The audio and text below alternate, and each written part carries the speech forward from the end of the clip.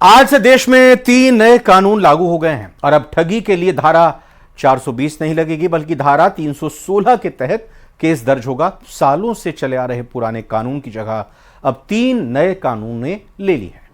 अब आईपीसी या सीआरपीसी की बात नहीं होगी, अब होगी भारतीय न्याय संहिता बीएनएस। इस रिपोर्ट में देखते हैं। सुनो समस्त ग्रामवासियों सुनो, 1 जुलाई 2024 को भारत का नया कानून लागू होने जा रहा है।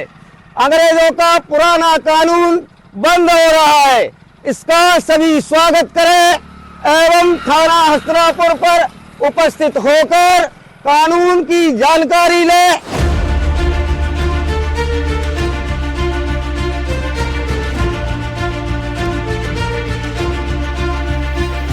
1 जुलाई 2024 ये तारीख एक नए इतिहास की।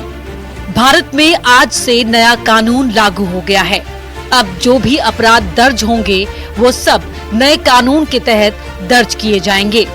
देश में आईपीसी, सीआरपीसी और भारतीय साक्ष्य अधिनियम की जगह 3 नए कानून भारतीय न्याय संहिता, भारतीय नागरिक सुरक्षा संहिता और भारतीय साक्ष्य अधिनियम लागू हो गए हैं।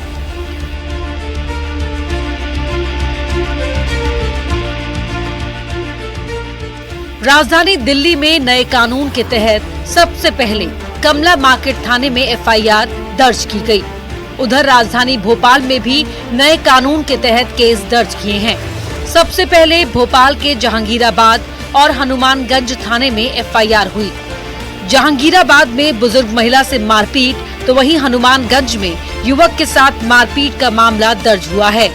भोपाल कमिश्नर हरिनारायण चारी मिश्र का कहना है कि नए कानून आने से लोगों को जिम्मेदारी का एहसास होगा, साथ ही जेलों पर दबाव भी कम होगा। कुछ नए तरीके के 6 ऐसे मामले हैं जिसमें नई तरीके की सामुदायिक सेवा से जुड़े हुए सामुदायिक सेवा की तरह के दंड का भी प्रावधान किया गया है। ये प्रावधान कई मामलों में कई विकसित देशों में इस तरह का प्रावधान खुद से है, लेकिन इस तरह को देने से 2 फायदे हैं। एक तो व्यक्ति में एक पहली बार अगर करता है, बहुत छोटे मामलों में अगर इस तरह का अपराध करता है तो उससे एक जिम्मेदारी का भी एहसास होगा, और दूसरे अनावश्यक कई बार छोटे मामलों में जेलों पर जो अनावश्यक बोझ पड़ता है उससे भी लड़ने में मदद मिलेगी। भिंड में नए कानून को लेकर एसपी ने जनसंवाद कार्यक्रम का आयोजन किया, जिसमें लोगों को इसके बारे में जानकारी दी गई। नए कानून को लेकर अनूपपुर जिले के बिजूरी थाना इलाके में जागरूकता अभियान चलाया। लोगों को जागरूकता अभियान के जरिए नए कानून के बारे में समझाया। नए आपराधिक कानून लागू होने पर रायपुर के सभी थानों में उत्सव मनाया गया। टिकरापारा थाना में हुए कार्यक्रम में राजस्व मंत्री टंकराम वर्मा शामिल हुए। दुर्ग में सभी थानों को रंग बिरंगी रोशनी से सजाया गया है। नए कानूनों की जानकारी देने के लिए सभी थानों में कार्यक्रम किए गए। Bureau report, news 18। उत्तर से पश्चिम और पूर्वोत्तर भारत में हुई बारिश लोगों के लिए परेशानी का सबब बन गई है। पहली बारिश के बाद कई शहरों और जिलों में इलाकों में पानी जमा हो गया है। कहीं सड़कें पानी में डूबी हैं तो कहीं पूरा मोहल्ला ही पानी पानी हो गया है। बारिश ने किस तरह लोगों की परेशानी बढ़ाई है, आपको इस रिपोर्ट में जरूर देखना चाहिए।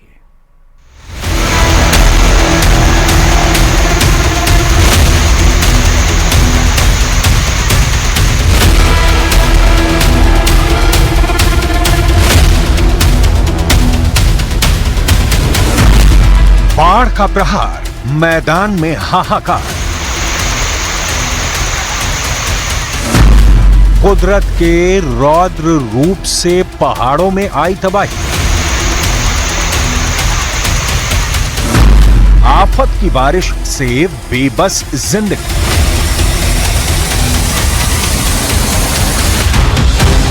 बारिश के शुरू होते ही चारों तरफ हाहाकार मचना शुरू हो गया। क्या मैदान, क्या पहाड़, हर जगह कोहराम मचा है। पहाड़ों में नदियां उफान पर हैं, तो मैदानी इलाकों में सड़कों पर सैलाब उमड़ आया है। मोहल्ले टापू बन गए, खेल के मैदान झील में तब्दील नजर आने लगे। खिलौने की तरह वही गाड़ियां, हरिद्वार, उत्तराखंड। कुदरत का कहर क्या होता है, बारिश का खौफ क्या होता है और बर्बादी का नाम क्या है, इन तस्वीरों को देखकर अंदाजा लगाया जा सकता है। एक दो नहीं बल्कि दर्जनों गाड़ियां पानी में ऐसे ही बहने लगीं जैसे कोई खिलौना हो। तस्वीरें उत्तराखंड के हरिद्वार की हैं, जहां गंगा नदी का जलस्तर अचानक से बढ़ने पर बर्बादी का मंजर नजर आने लगा। वहां मौजूद इन गाड़ियों के मालिकों की गलती ये थी कि अपनी अपनी गाड़ियों को पार्किंग के बजाय सूखी नदी के किनारे खड़ी कर दी थी। तभी गंगा नदी का जलस्तर बढ़ा। देखते देखते सैलाब वहां खड़ी गाड़ियों को बहा ले गया। बाढ़ में डूब गया ट्रैक्टर, राजकोट, गुजरात। सिर्फ पहाड़ों में नहीं बल्कि मैदानी इलाकों में भी बूंदों का प्रहार जारी है। ये तस्वीरें गुजरात के राजकोट की हैं, जहां नदी में रेत भरने पहुंचा ट्रैक्टर सवार पानी में डूबा नजर आया। बताया गया कि नदी में अचानक से जलस्तर बढ़ गया और ये ट्रैक्टर उसमें डूब गया।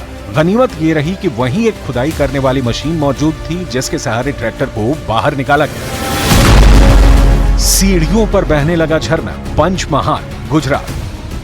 गुजरात के पंचमहाल जिले में भारी बारिश के बाद एक अद्भुत नजारा दिखा। पांचागढ़ में भारी बारिश के बाद सीढ़ियों से पानी ऐसे बहने लगा जैसे कोई झरना हो। इस दौरान वहां मौजूद लोगों ने इस खूबसूरत नजारे का आनंद उठाया। डूब गए अंडरपास, वलसाड, गुजरात। गुजरात के कई जिले बाढ़ के खतरे में हैं। भारी बारिश के बाद वलसाड में कई अंडरपास डूबे नजर आए। सड़कें पानी में डूबी नजर आई। सड़कों पर सैलाब, सूरत, गुजरात। मूसलाधार बारिश ने सूरत शहर की सूरत ही बिगाड़ दी। बारिश के पानी से सूरत के कई सड़कों पर सैलाब नजर आया। कई इलाकों में तो सड़कों पर घुटनों तक पानी भरा दिखा। सड़क पर पानी भरने से लोगों को भारी परेशानी हुई। लोग अपने स्कूटर, मोटरसाइकिलों को धक्का देकर जाते दिखाई दिए। मोहल्ले बने टापू, चलने लगी नाव, मुरादाबाद। गुजरात जैसा हाल उत्तर प्रदेश के कई शहरों का है। मुरादाबाद में पानी इतना बरसा कि पूरा का पूरा मोहल्ला टापू बन गया। मुरादाबाद शहर के भोलेनाथ कॉलोनी में नाव चलने लगी। इस कॉलोनी में बाढ़ ने इस कदर कब्जा कर रखा है कि यहाँ मौजूद लोग 2 दिनों से अपने घरों में कैद हैं। मुरादाबाद के इस कॉलोनी में करीब 8 से 10 फीट तक बाढ़ का पानी है। सर ये कोई निकासी नहीं है, नाले का लेवल और ये एक हो जाता है। कितना पानी है? सर ये डूबा हुआ है, पानी डूब जाएगा इंसान। इतना पानी, कल एक बंदा निकल के गया था, बाल बाल बचा है। बहुत दिक्कत पड़ रही जगह तो। फिर घर भी हमारा सारा टूटा पड़ा, बत्ती नहीं, कुछ नहीं, पानी भर गया सब में पानी भर गया। कैसे कर रहे हैं? अब क्या देखो कैसे कर रहे हो। तो कहाँ का पानी आया है? ये नाले का पानी आया सब, बारिश के बाद जितना बारिश का न भरता जितना नाले का भरे। बाढ़ में समाया मोहल्ला, संभल, यूपी। अब आपको यूपी के एक और जिले की तस्वीर दिखाते हैं। संभल के तुर्तेपुर इल्हा इलाके से आई इन तस्वीरों में पूरा मोहल्ला जलमग्न दिखाई दिया। पूरा मोहल्ला टापू की शक्ल में नजर आने लगा। मोहल्ले में लोगों के घरों में बरसात का पानी भर गया, जिसके बाद जरूरी सामान लेकर लोग कहीं आते और जाते दिखाई दिए। सड़क पर आया सैलाब, मथुरा, यूपी। मथुरा में बारिश ने ऐसा कोहराम मचाया कि लोग सड़क पर कमर तक डूबे दिखाई देने लगे। सड़क किनारे पार्क की गई मोटरसाइकिलें डूबी दिखाई दी। यही नहीं, बारिश का पानी बलदेव से बीजेपी विधायक पूरन प्रकाश के घर में भी घुस गया। शहर के कई इलाकों में पानी जमा हो गया। कई इलाकों की सड़कें पानी में डूबी दिखी और गाड़ियां भी डूबी हुई नजर आईं। बारिश के बाद यातायात पर ब्रेक लग गया, जिसके बाद कई जगह जमा हुए पानी को निकालने की भी कोशिश की गई। डूब गया सकसोहरा बाजार, पटना। पटना के बाढ़ अनुमंडल में आसमानी आफत का कहर बरपा है। थोड़ी देर में इतना पानी बरसा कि सकसोहरा बाजार ही डूब गया।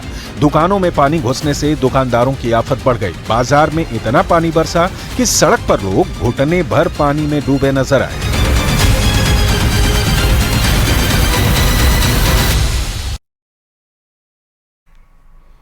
और ब्रेकिंग न्यूज आपको देते हैं। इस वक्त की बड़ी खबर आपको बताते हैं। संसद भवन में गृह मंत्री अमित शाह के चैम्बर में बड़ी बैठक आयोजित हुई है, या कहें कि बड़ी बैठक हुई है। बैठक में जेपी नड्डा, धर्मेंद्र प्रधान मौजूद हैं। सूत्रों से जो जानकारी मिल रही है उसके मुताबिक इस बैठक में नीट के मुद्दे पर चर्चा हो सकती है। तो इस वक्त की बड़ी खबर, संसद भवन में गृह मंत्री अमित शाह के चैम्बर में बड़ी बैठक होनी है और इस बैठक में जेपी नड्डा, धर्मेंद्र प्रधान मौजूद हैं। सूत्रों से जो जानकारी मिल रही है उसके मुताबिक बैठक में नीट के मुद्दे पर चर्चा हो सकती है। तो ये एक बहुत बड़ी खबर आपको बता रहे हैं। आज जिस तरह से राष्ट्रपति के अभिभाषण पर धन्यवाद प्रस्ताव में चर्चा के दौरान नेता प्रतिपक्ष राहुल गांधी ने सरकार पर हमले किए, नीट का मुद्दा उठाया। कल सदन में प्रधानमंत्री नरेंद्र मोदी की तरफ से धन्यवाद प्रस्ताव पर जवाब दिया जाएगा। अब नीट के मुद्दे पर ये जो भी बैठक हो रही है, इसमें कहा जा रहा है कि चर्चा की जा सकती है, चर्चा हो सकती है। सूत्रों से जानकारी मिल रही है और साथ ही साथ जानकारी यह है कि अमित शाह के चैम्बर में ये बड़ी बैठक आयोजित हो रही है। बैठक में जेपी नड्डा, केंद्रीय मंत्री धर्मेंद्र प्रधान भी मौजूद हैं और साथ ही साथ लगातार जिस तरह से अभी संसद में, लोकसभा और राज्यसभा दोनों सदनों में कार्यवाही चल रही है, उसमें किस तरह से नीट के मामले को लेकर आगे लेकर चलना है, इस पर एक बड़ी चर्चा सूत्रों के मुताबिक हो सकती है। उत्तर प्रदेश के वाराणसी में हत्या का एक बेहद हैरान करने वाला मामला सामने आया है। यहां पर बीजने में कंपटीशन दे रहे पड़ोसी कारोबारी के कत्ल की शख्स ने सुपारी निकाल दी। पकौड़ी बेचने वाले दो पड़ोसियों की लड़ाई हत्या की साजिश तक पहुंच गई। बड़ी बात यह है कि इस हत्या के लिए बाकायदा बदमाशों को 3 लाख की सुपारी दी गई थी।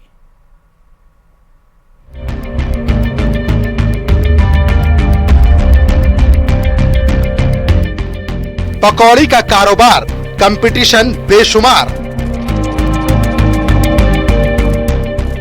बिजनेस में हुआ घाटा तो निकाल दी सुपारी। काशी, जहां गली गली में चाट की दुकानें हैं, वहां चाट के धंधे में बेशुमार कंपटीशन भी है। लेकिन ठेला लगाने के कंपटीशन में क्या किसी का कोई कत्ल करा सकता है? जवाब है हाँ, क्योंकि वाराणसी पुलिस ने पकोड़ा विक्रेता हत्याकांड का चौंकाने वाला खुलासा किया है। कैलाश को पकौड़ा बेचना ही महंगा साबित हुआ और इसी पकौड़े के कारण उसकी जान चली गई। दरअसल कैलाश का पकौड़ा का ठेला जहां लगता था, उसके बगल में ही एक पहले से पकौड़े की दुकान थी और उसकी बिक्री कैलाश के ठेले के कारण कम हो गई। इसको लेकर के हत्या करवाने वाले राजन बार बार उसको धमकी देता था कि यहाँ से अपना ठेला हटवा लो, लेकिन जब कैलाश ने अपना ठेला नहीं हटाया तो राजन ने 3 लाख रुपए की सुपारी देकर उसकी हत्या करवा दी। 26 जून की रात लोहता थाना क्षेत्र के गोपालपुर निवासी कैलाश प्रजापति कौरोता बाजार से पकोड़ा बेचकर ठेले के साथ घर लौट रहे थे। तभी घर से 200 मीटर पहले उन पर अचानक हमला हुआ। हमलावरों ने पहले तो मारपीट की, फिर मरा समझ। स्पेशल रिपोर्ट में फिलहाल इतना ही। आगे देखिए म्हारो राजस्थान।